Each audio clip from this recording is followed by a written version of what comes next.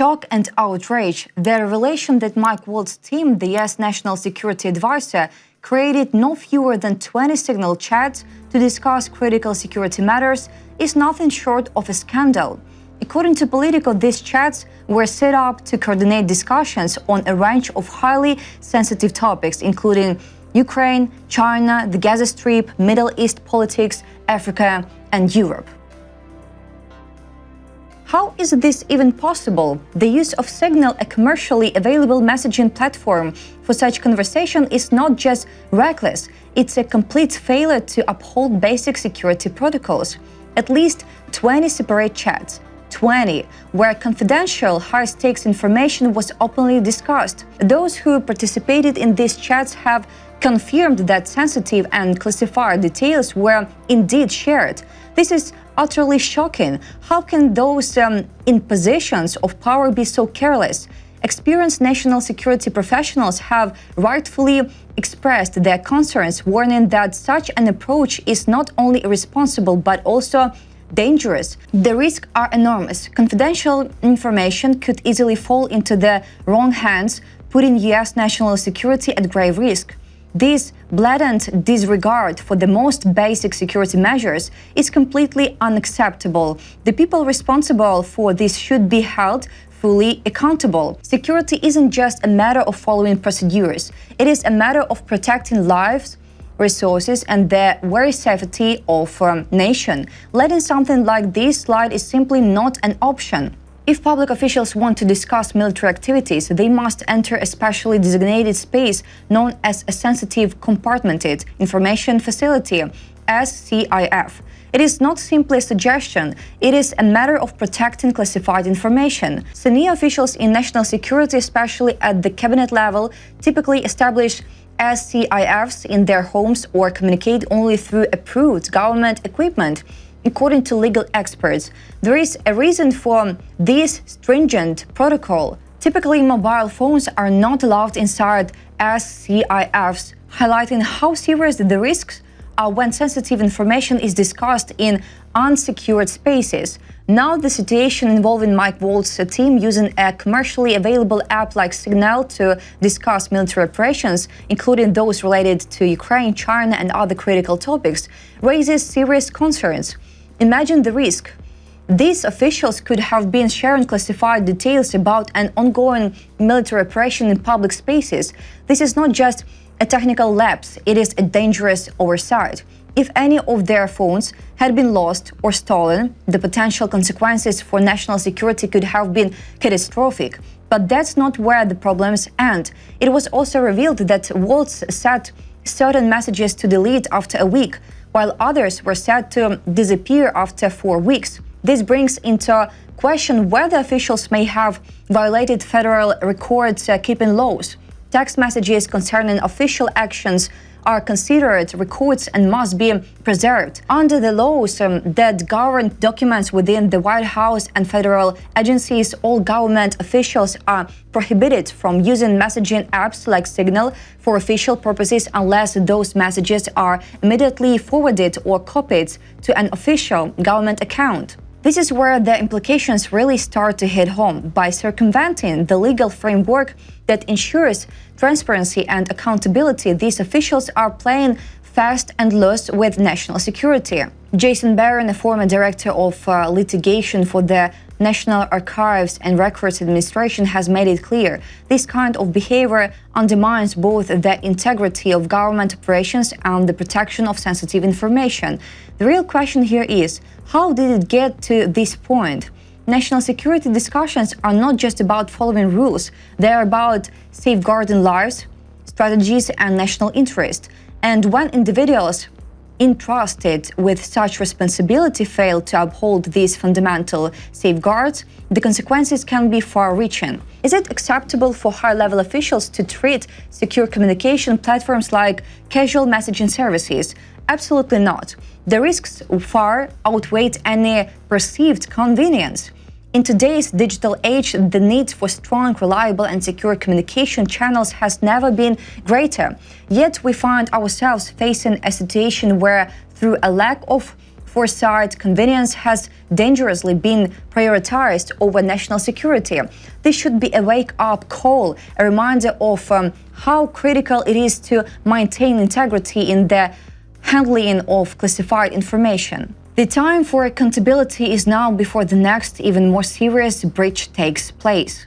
The Defense Department's DoD internal watchdog is investigating Defense Secretary Pete Hegseth's use of the messaging app Signal to discuss highly sensitive military information, according to a newly released memo. The probe, launched by Acting Inspector General Stephen Stebbins, will look at whether Hegseth complied with DoD policies when he used a group chat to discuss details of a strike against Houthi militants in Yemen last month.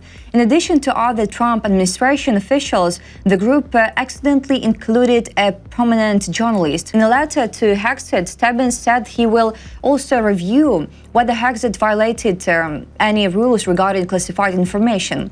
Critics have alleged that the details he shared included classified material, which Hegseth denies. Stebbins also indicated that Hegseth will likely have to turn over materials for the IG to review. The watchdog opened the probe after request from leaders of the Senate Armed Services Committee, who became concerned after the editor-in-chief of The Atlantic reported last month that he had been invited to the Signal group chat where Hegseth relayed sensitive details regarding strikes against the Houthi, including the timing of the attack and what types of aircraft and weapons would be used.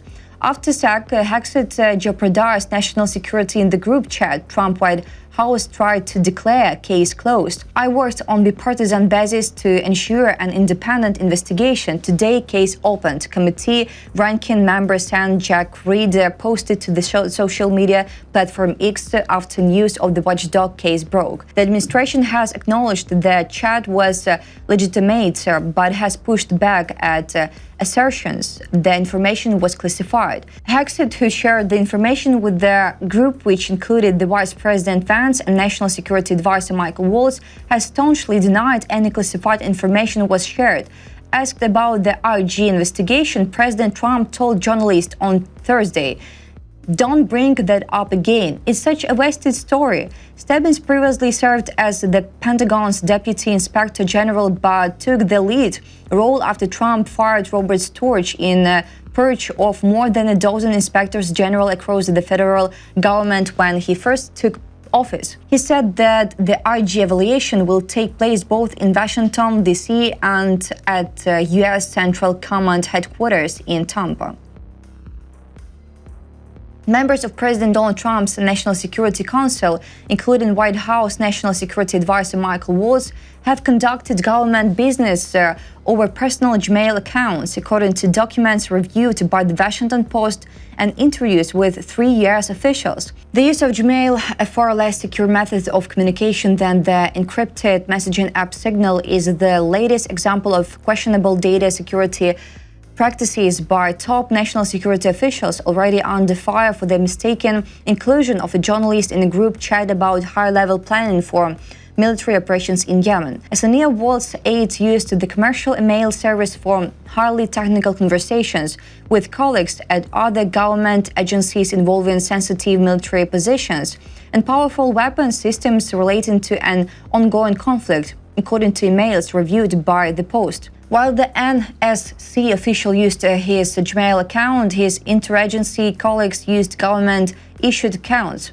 Headers from the email correspondence show Waltz has had less sensitive but potentially exploitable information sent to his Gmail, such as his schedule and other work documents, said officials who, like others, spoke on the condition of anonymity to describe what they viewed as problematic handling of information. The official said Waltz would sometimes copy and paste from his schedule into Signal to coordinate meetings and discussions. The use of personal email, even for unclassified materials, is risky given the premium value foreign intelligence services place on the communications and schedules of senior government officials, such as the National Security Advisor expert says. NSC spokesman Brian Hughes said he has seen no evidence of Waltz using his personal email as described, and said on occasion when legacy contacts have mailed him work-related materials, he makes sure to CC his government email to ensure compliance with federal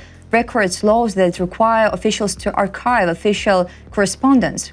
Waltz didn't and wouldn't send classified information on an open account, said Hughes. When asked about the Waltz staffer discussing sensitive military matters over Gmail, Hughes said NSC staff have guidance about using only secure platforms for classified information. Waltz has also created and hosted other Signal chats with cabinet members on sensitive topics, including on Somalia and Russia's war in Ukraine, said a senior administration official. The existence of those groups was first reported by the Wall Street Journal on Sunday. Hughes said that Signal is approved and in some cases is added automatically to government devices.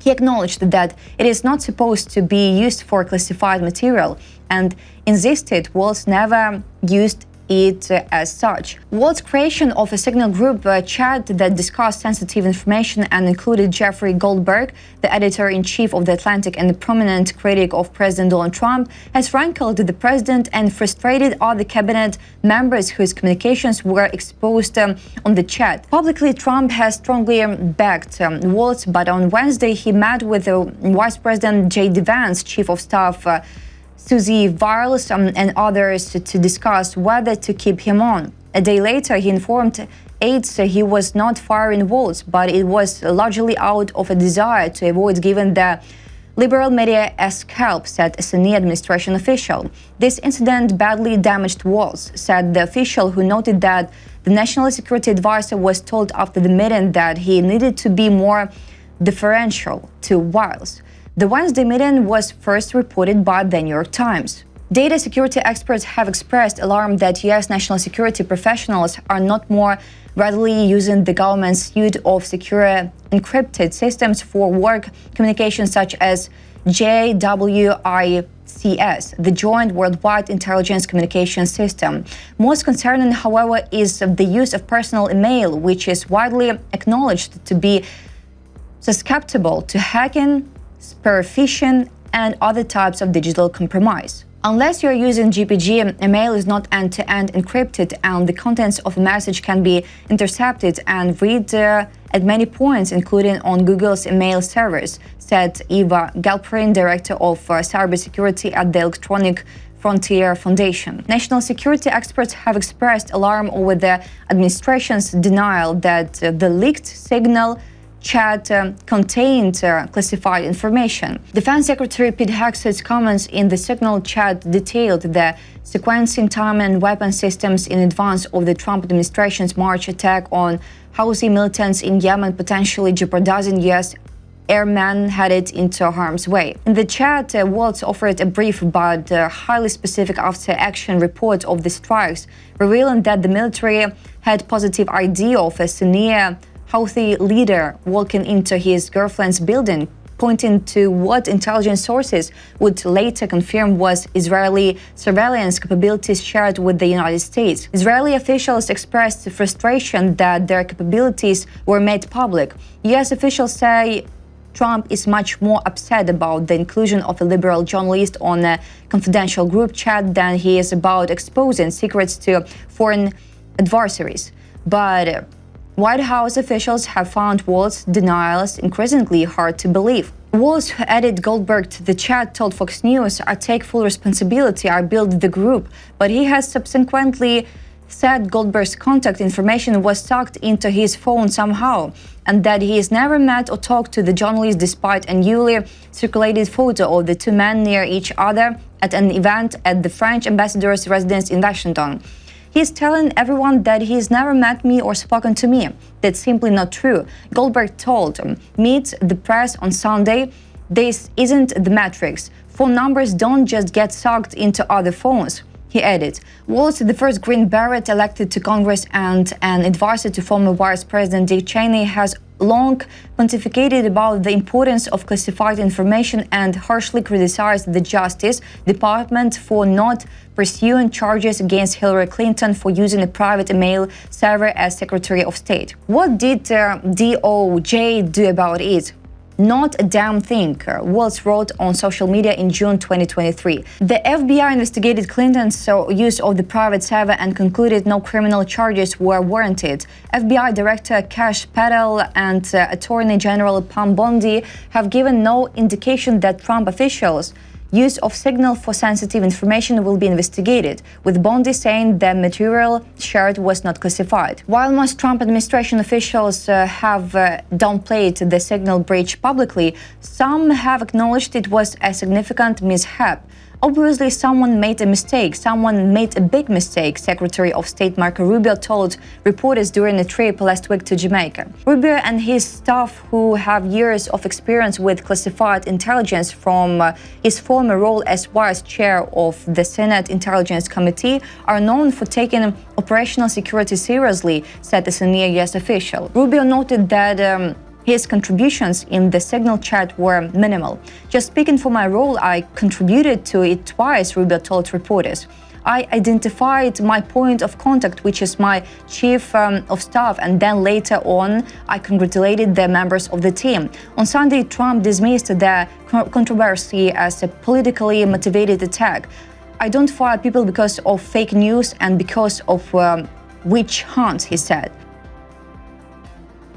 What are your thoughts on this situation? Do you think the use of Signal and personal email by high-level officials for sensitive matters compromises national security? How do you feel about the investigation into Secretary Hegseth's actions? Share your opinions and let's discuss how this might impact government accountability and security practices moving forward.